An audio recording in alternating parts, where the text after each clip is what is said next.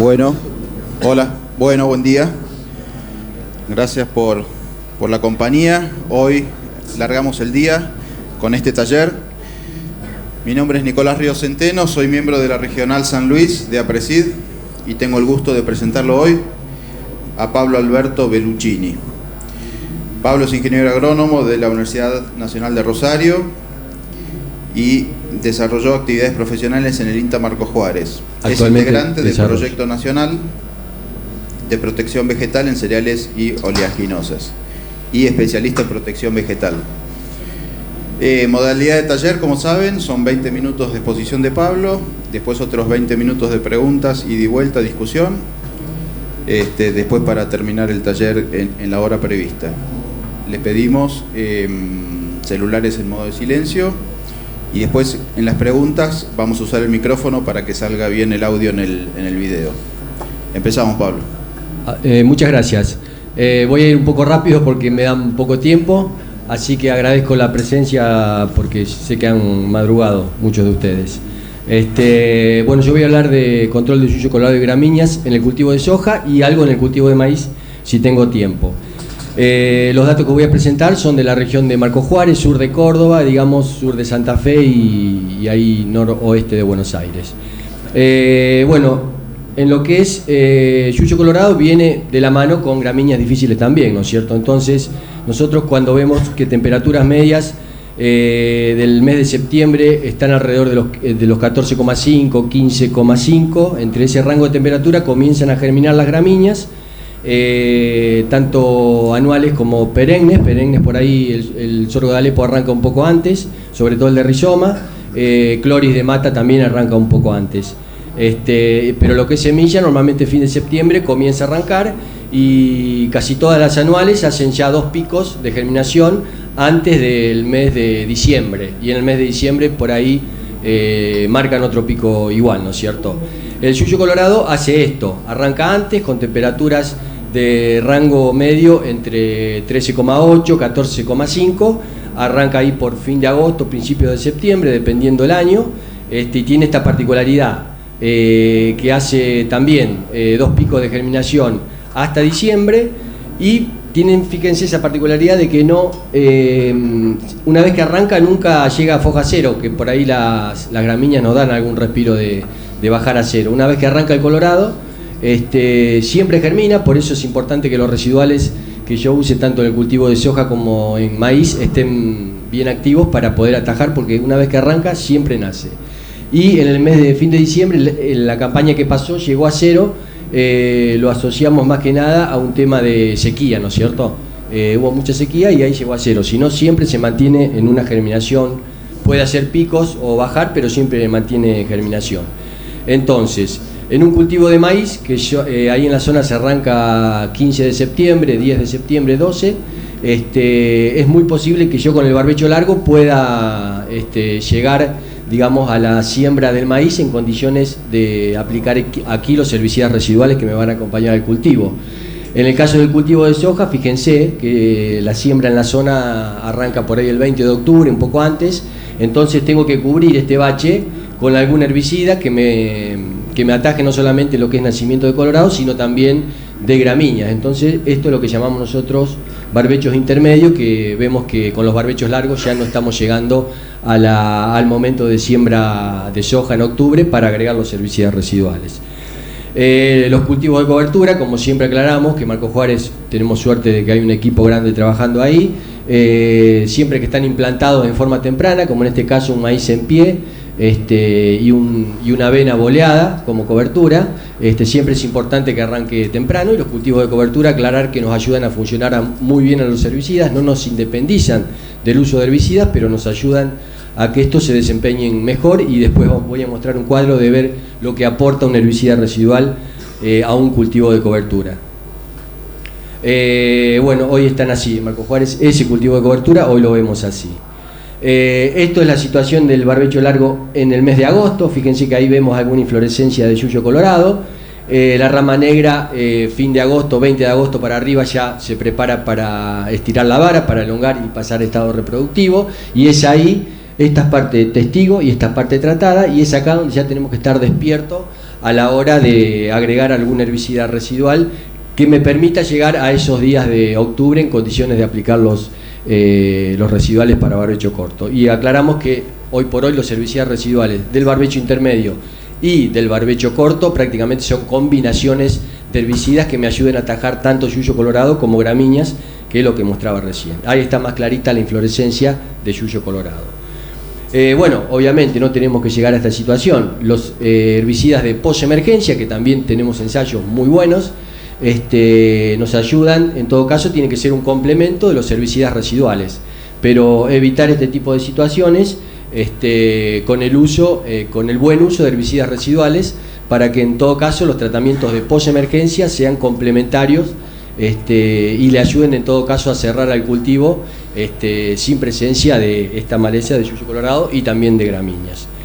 De los tratamientos de posemergencia solamente voy a aclarar que estamos viendo mucha diferencia con los tratamientos que hacemos en forma nocturna versus los tratamientos que hacemos en forma diurna, ¿no es cierto? Estamos viendo mucha diferencia de la fitotoxicidad que producen. Ya para alargar con los tratamientos y para mostrar algo de los productos nuevos que van a salir y que están saliendo en estas campañas, piroxasulfone más flumioxacin.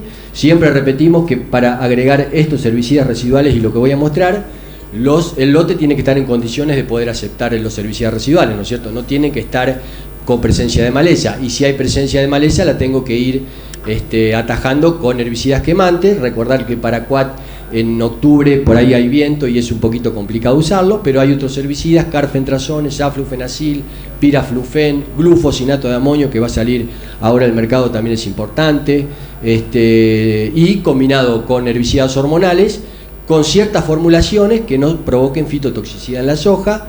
Se me ocurre ahora el 2,4-D ácido, se me ocurre el éster etilexílico, que es el éster que no está prohibido, y hay otras formulaciones de 2,4-D que no me provocan fitotoxicidad en el cultivo de soja. Bueno, los ensayos con herbicidas residuales, nosotros los aplicamos, llueve, se incorporan, sembramos la soja y no le aplicamos más nada para ver cómo desempeñan esa residualidad los herbicidas aplicados. Bueno, en este caso, piroxasulfone más flumioxacin nos permitió llegar, como ven ahí, prácticamente a cosecha sin la aplicación de ningún herbicida. Después, piroxasulfone más HIT, que también tiene marca comercial y sale este año, en este caso mezclado con Interfil. Interfil es un herbicida importante que, a diferencia de las cloracetamidas, me ayuda por ahí a atajar lo que es maíz guacho. Acuérdense de los vientos, que todavía hay maíz en pie en la zona mía y los vientos de ayer deben haber hecho su trabajo. Entonces esas hojas sobre maíz con mucha presencia de maíz guacho, el Interfil me ayuda y también me ayuda y tiene algún efecto tanto Interfil como Ligate en lo que es control de malezas perennes como sorgo de Alepo, maíz guacho, como les decía. Tienen también buen efecto en cloris, así que es algo distinto, digamos, a las cloracetamidas, que las cloracetamidas son muy buenas, pero Interfil en todo caso lo que no me ataja es el leucine, y eso lo tengo que tener en cuenta. En este caso el leucine me lo estaría atajando el piroxasulfone. Y bueno, esa aplicación también nos permitió llegar a cosecha sin la necesidad de aplicar algún otro herbicida.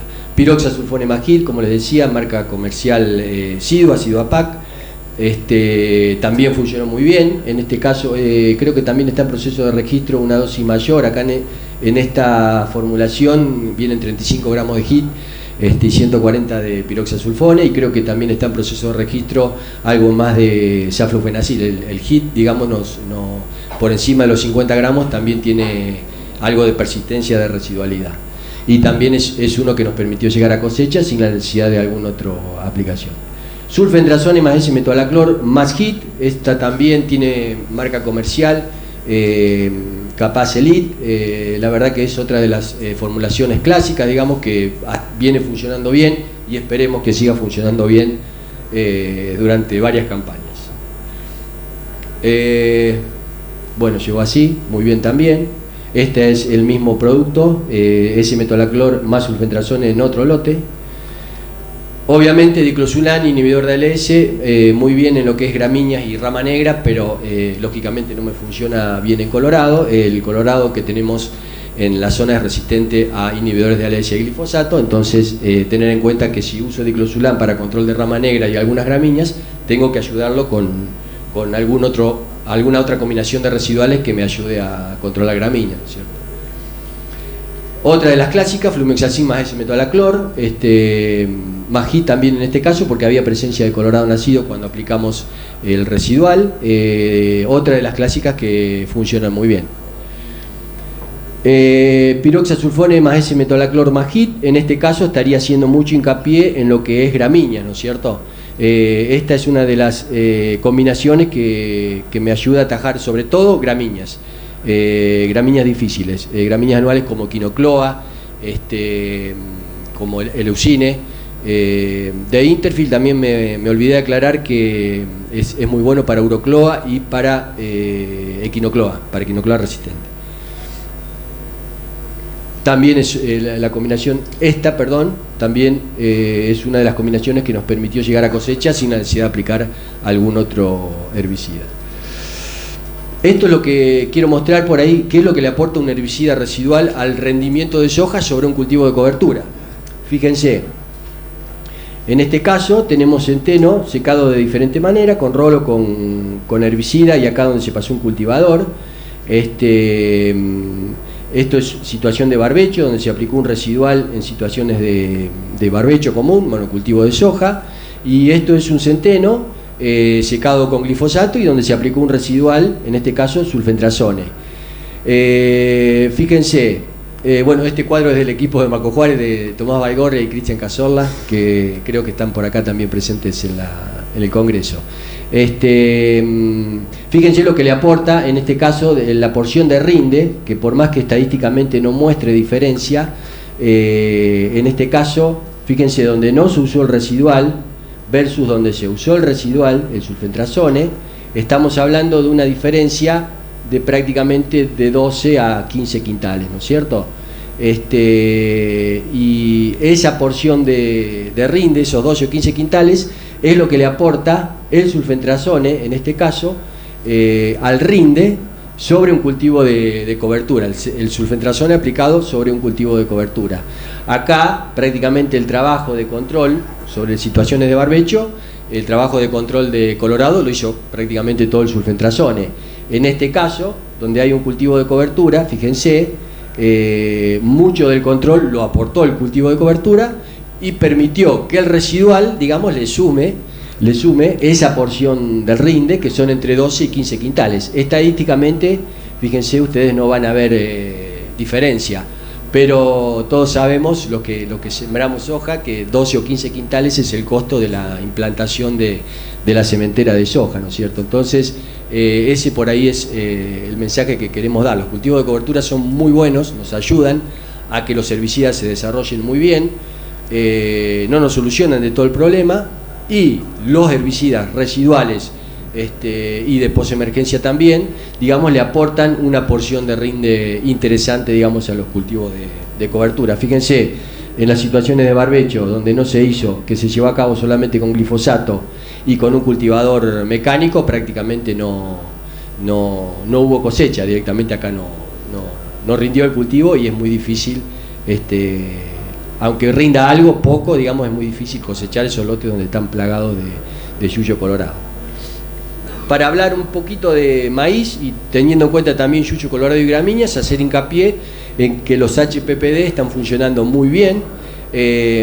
Tenemos herbicidas como el Adengo, como el Acuron, como el Convey, como el Mesotrione en posemergencia, Convey y Mesotrione en posemergencia del cultivo de maíz. Nos aportan mucho en lo que es control de gramíneas y colorado en el caso del Convey, y Mesotrione nos aporta mucho en lo que es control de colorado, digamos, como una alternativa a lo que es herbicidas hormonales. Tanto Mesotrione como Topramezone, mezclado también con una baja dosis, en todo caso de 2,4-D o atracina, nos aportan mucho en lo que es control de colorado en posemergencia en el cultivo de maíz, que ya está siendo un problema. En este caso yo quiero mostrar 3 o 4 diapos donde muestro resultados de herbicidas residuales, en este caso Acuron, en un cultivo de maíz. Lo que se ve atrás es la parte testigo, y lo que se ve acá es la parte tratada. Al igual que en soja, estos ensayos, digamos, se aplican los herbicidas residuales. Una vez que llueve, se siembra el maíz y no aplicamos más nada hasta que el maíz logre cerrar el surco, para ver cómo llegan los herbicidas residuales. ¿Cómo estoy de tiempo? Bien. Bueno, esta es una de las alternativas, como les decía. Esto es Acuron. En este caso es Adengo, también llega muy bien, bastante bien, y cuando el Adengo es isoxaflutole más tiencarbazones, tiene buen efecto en lo que es gramíneas y yuyo colorado. Si a eso le sumo atracina o S-metolaclor en posemergencia, en todo caso, estiro también, hago overlapping, digamos, y estiro la residualidad en lo que es gramíneas, en el caso de S-metolaclor, y gramíneas y colorado en el caso de S-metolaclor, y colorado en el caso de usar atracina, ¿no es cierto?, en posemergencia. La ventana del Adengo por ahí tiene hasta B2 del maíz, o sea, desde presiembra hasta B2 del maíz. El que mostré anteriormente, el Acuron, es solamente presiembra, preemergencia en todo caso. El Adengo por ahí admite un B1, B2 del maíz, siempre y cuando no se lo mezcle con glifosato en esa ventana de B1, B2, ¿no es cierto? Solamente el producto, solo, sin la mezcla del producto ese con glifosato o con algún humectante o aceite. Esto es Adengo también, en este caso se le mezcló atracina, y también fue otra de los tratamientos que se destacó en el cultivo de maíz. Y en este caso también piroxasulfone, más piroxasulfone más, en este caso fue piroxasulfone más saflufenacil, Siduapac, que tiene ese nombre comercial, y también probamos, que no está en esta digamos, presentación, el FIRS, tanto en soja, como lo mostré antes, de Sumit, y en maíz también funciona muy bien. Es la mezcla de piroxasulfone más flumioxacin, aplicado, digamos, en condiciones de residualidad de presiembra. Así que bueno, eso es lo que, fin de la presentación, eso es lo que tengo para mostrar. Lo mejor me parece que viene ahora, que son preguntas. Bárbaro, gracias Pablo.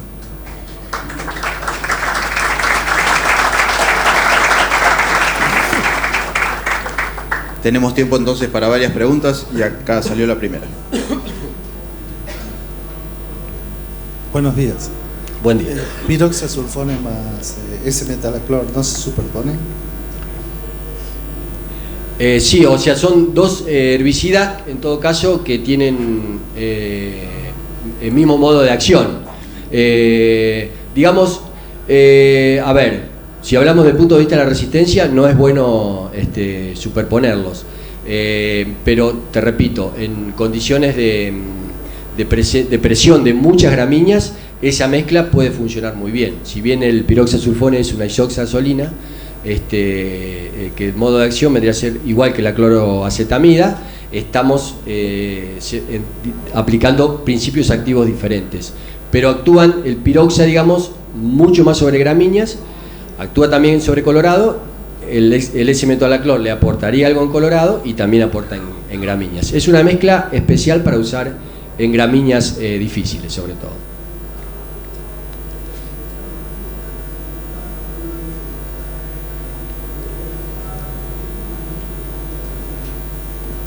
Buen día. Buen día. ¿Cómo estás, Pablo? Muy buena la presentación. Una pregunta y un comentario. La pregunta era, en el ejemplo del cultivo de cobertura que mostraste, ¿cuál era el cultivo de cobertura? Ahí va. Sí, yo mostré avena boleada en avión sobre el maíz y centeno boleado con una Fertec, en el caso de la foto esa que mostré cómo está ahora el centeno. Perfecto. Y el comentario era, lo importante de esos trabajos es que quizás uno ve que el sulfentrazone ahí aporta poco. Si lo ponemos solo, quizás los controles también serían similares, pero la presión de selección sobre el sulfentrazone es sumamente menor. O sea, estamos controlando 5 plantas por metro, cuando si no tuviésemos el cultivo de cobertura estaríamos controlando 1000 plantas por metro cuadrado, ¿no? Excelente, ese es por ahí el mensaje que queremos dar. el cultivo de cobertura te ayuda a que funcionen mejor los herbicidas, y hablando de sustentología, te hacen más sustentables las moléculas herbicidas porque la presión de selección, como bien dijiste, no es tanta. No es lo mismo que el sulfentrazone trabaje sobre 10, 12 plantas por metro cuadrado de yuyo colorado que puedo tener en un cultivo de cobertura, que sobre 216, como hemos medido, en una situación de barbecho. La presión de selección es mucho menor. Te ayuda muchísimo, digamos, a hacer más sustentables las moléculas herbicidas.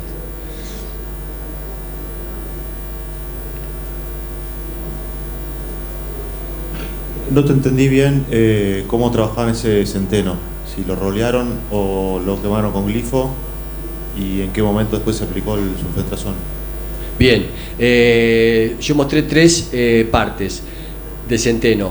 Uno rolado, se seca con el rolo, digamos con el rolo faca, y uno secado con herbicida, con glifosato, y el otro secado con glifosato, y se usó un cultivador que está adaptado a pasar entre las hileras de la soja 52 con presencia de rastrojo, ¿no es cierto? Eso después, si querés, podemos hablar, lo estamos experimentando ahí en INTA Marco Juárez.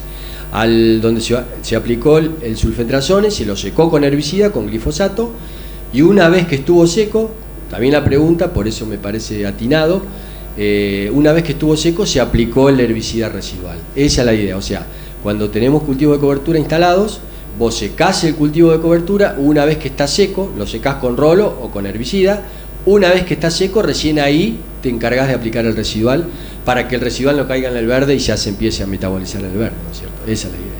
Y el momento de secado de una cobertura como centeno o una gramínea en todo caso es antesis, o sea, de siembra antesis. Tenemos variedades de centeno que están durando casi 120, 130 días de siembra antesis, y ahí es el momento de secado porque ahí consideramos que es donde acumula ya máxima cantidad de materia seca. Después ya de esa etapa comienza formación de grano, que por ahí comienza a extraer agua y es lo que no queremos. ¿Tienen probado acetoclor en vez de metaloclor? Sí, lo tenemos probado, sí. Sí, tenemos probado con también varias marcas comerciales, Guardian, Arnes, en posemergencia y en presiembra del cultivo de soja. En posemergencia, algo más de fitotoxicidad sobre la hoja de la soja provoca, o sea, comparándolo con el metolaclor, ¿no es cierto? Algo más de fitotoxicidad produce, sobre todo de las hojas de primera, o sea, cuando hace frío. Nosotros decimos que con temperaturas por debajo de 20 grados, por ahí las cloracetamidas provocan algo más de fito. De las 2 cloracetamidas más usadas, entre acetoclor y ese metolaclor, es el acetoclor el que le provoca ese acorazonamiento que hace la hoja de soja, que es el efecto de fito que se supera muy rápido, no provoca, no es una fito severa en todo caso, se supera rápido, y por ahí, de acuerdo a la dosis, tiene por ahí un poquito más de persistencia en control de gramíneas sobre todo, ¿no es cierto? De acuerdo a la dosis, te repito. Y aclarar que las cloracetamidas, cuando vos las aplicás, tienen que incorporarse porque se absorben por raíz. Comienzan a actuar una vez que se incorporan. Buenas. ¿Cómo va? Una consulta. En nuestra zona ya tenemos sorgo de Alepo resistente al Oxifop. Cuando tengamos acletodim, ¿qué otra alternativa tendríamos? Claro, estamos medio atados de pies y manos. Bueno, los ALS siguen siendo una buena herramienta, una muy buena herramienta. Sí. Lamentablemente el modo de acción de inhibidores de ALS es el que más rápidamente te transforma, digamos, a resistente, ¿no es cierto? Y se está usando mucho el arsenal, vos debes saber bien en lo que es barbecho, y eso lo vemos como algo complicado. A ver, HPPD están funcionando bien en sorgo de Alepo, por más que en el Marbete por ahí nosotros vemos que en el de la Curón no dice control de sorgo de Alepo, pero están funcionando bien, le vemos buen funcionamiento. Después en maíz, lo que es resistente, los maíces resistentes al glufosinato, esa es una opción muy buena. El glufosinato trabaja muy bien en sorgo de Alepo, con la particularidad de que es quemante. Por ahí, cuando tenés mucha presión, obviamente con una pasada no vas a solucionar el tema, ¿no es cierto? Vas a tener que hacer 2 o 3 pasadas, pero sigue siendo una de las alternativas. Por ahí abrimos un poco el juego, pero para ser más concreto con la pregunta, inhibidores de ALS cuidarnos con los inhibidores de LS porque el arsenal se está usando mucho en la zona norte, es un problema. Bueno, el Interfil también tiene un porcentaje menor de arsenal, exactamente, son 2 inhibidores de ALS y funcionan bien el sorgo de Alepo, ojo, están funcionando bien, sí, como perenne funciona bien. El Ligay también, y también es mezcla de 2 ALS.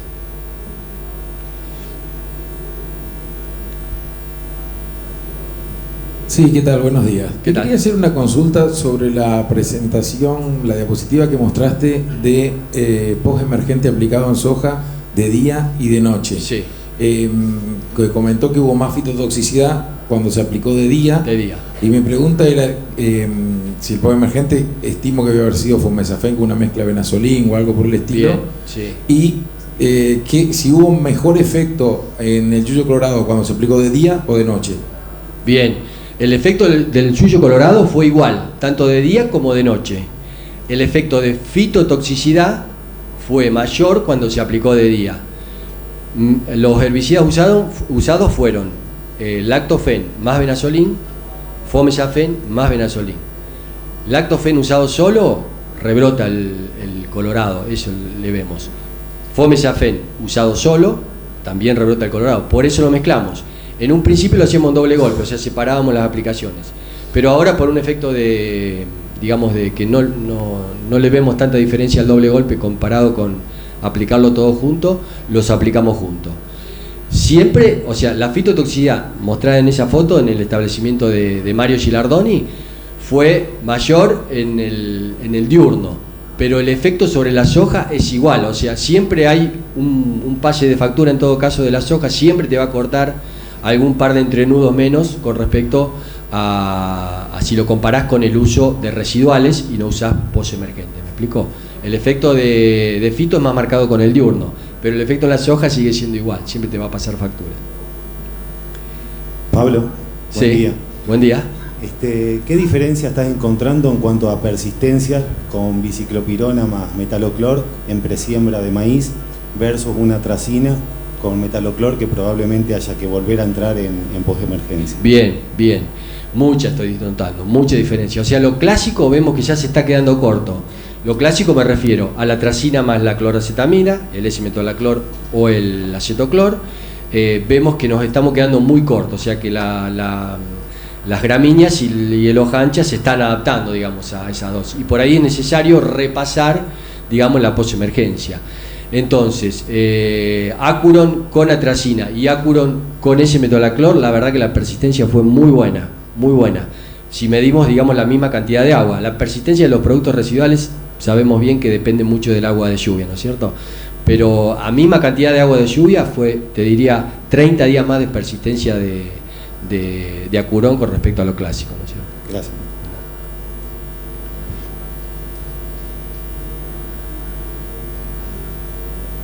Sí, en posemergencia de soja, ¿cuál sería para vos la mejor opción? ¿Venazolín más fomesafen versus fomesafen y metalaclor, o si tenés alguna otra opción que vos te parezca mejor? Sí, hemos probado de todo en realidad. 2,4-DB, Basagran, que se usa un herbicida viejo que se usa creo todavía en maní. Y siempre la mejor performance están en lactofen y en fomesafen. Entre lactofen y fomesafen, la fitotoxicidad por ahí es un poquito más bravo, el lactofen es un poquito más bravo, pero el control también es muy bueno. En el fomesafen vemos mucha diferencia en lo que refiere a formulaciones, digamos, vemos mucho fomesafen en el mercado que es agua prácticamente, ¿viste? Hay que fijarse bien en ese sentido, me das pie para aclarar que bueno, que los herbicidas de los laboratorios que tengan respaldo es importante, porque estamos viendo mucha diferencia entre fomesafen, entre formulaciones genéricas en todo caso, ¿no es cierto? Depende mucho de qué formulación, pero las dos mezcladas con venazolín funcionan muy bien. Y la dosis, ¿no es cierto? No mezquinar dosis, sobre todo en colorados grandes. Y el tamaño colorado siempre mejor no llegar a esa situación que mostré con colorados muy grandes, porque ahí con una sola pasada no vas a hacer un buen control, vas a tener que hacer 2 o 3 pasadas. Y el colorado, digamos, en estadio inicial o ya iniciando el intermedio, ese es el estadio para hacer los controles. Y con metaloclor, ¿no? Sí, Fomesafen con ese metaloclor, lo que tiene de bueno es que estira bien la persistencia. El Fomesafen comparado con el Lactofen tiene eso también, tiene mejor persistencia, ¿no es cierto? De acuerdo a la dosis que usemos, los 800, 1 litro 200. Mezclado con el metolaclor mejora mucho la persistencia tanto en gramíneas como en colorado.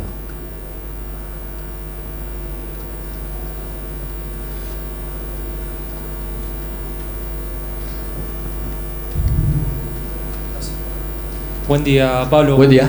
Tengo una consulta. Estamos hablando siempre de la combinación de un principal herbicida con una cloracetamida, pero me gustaría saber qué experiencia tenés entre usar ese metalaclor y metalaclor, porque por ahí hablamos casi de lo mismo y muchas veces no es lo mismo, y bueno, quisiera saber qué experiencia tenés de eso. Sí, estamos haciendo varios ensayos y hay diferencia, está buena la pregunta.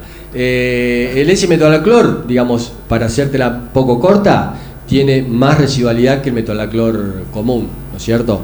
Pero eso vos lo podés equiparar con las dosis que uses. Nosotros decimos siempre que 1 litro de S-metalaclor es entre 1 litro 200 y 1 litro 300 de un metalaclor común.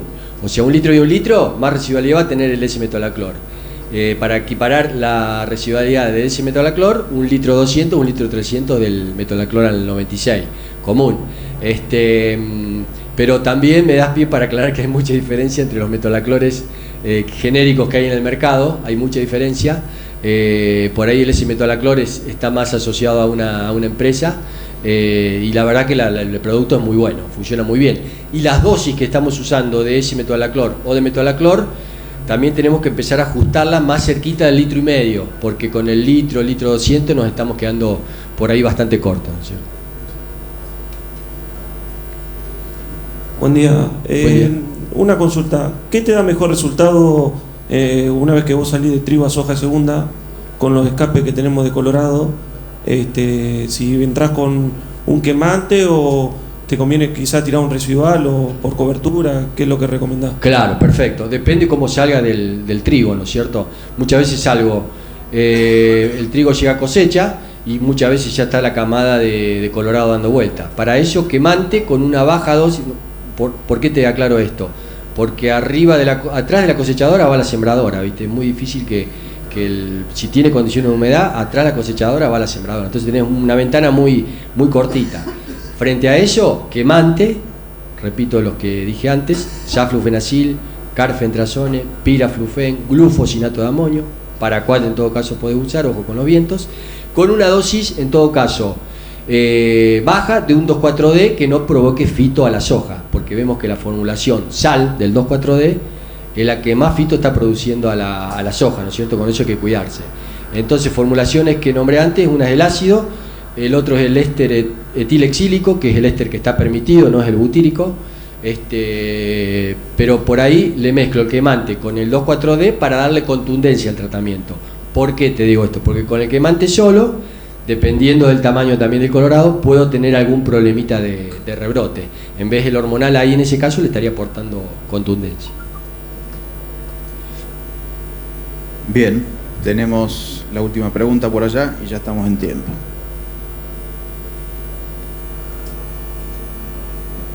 Perdón que me repita, pero también una pregunta y un comentario, pues si están evaluando diferentes herbicidas en el escenario de los cultivos de cobertura, porque en ese sentido también hay que seleccionar muy bien las moléculas para que sean más móviles y no queden sobre la superficie del cultivo de cobertura, ¿no? Sí, señor, está buena la pregunta también. Deja mucho rastrojo, también lo deja el maíz o el sorgo usado como cultivos de rotación, ¿no es cierto? Y ahí está muy bien hacer la aclaración con respecto a los herbicidas a usar. Tienen diferente movilidad en el rastrojo, de acuerdo a los herbicidas que usen.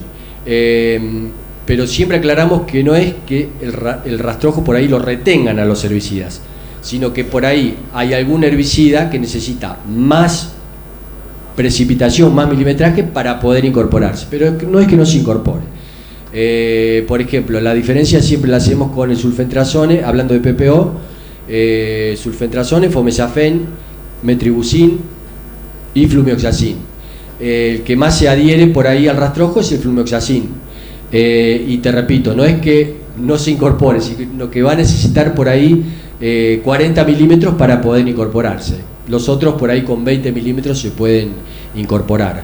Y de las cloracetamidas, nosotros vemos que el acetoclor por ahí se retiene un poco más en el rastrojo que el S-metolaclor o el metolaclor común.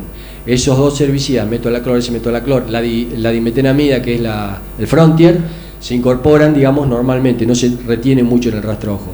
Pero el acetoclor se retiene bastante y por ahí necesita un poco más de milímetros para poder incorporarse. Lo mismo que con el rastrojo de trigo, ¿no es cierto?, que recién me preguntaba acá el colega.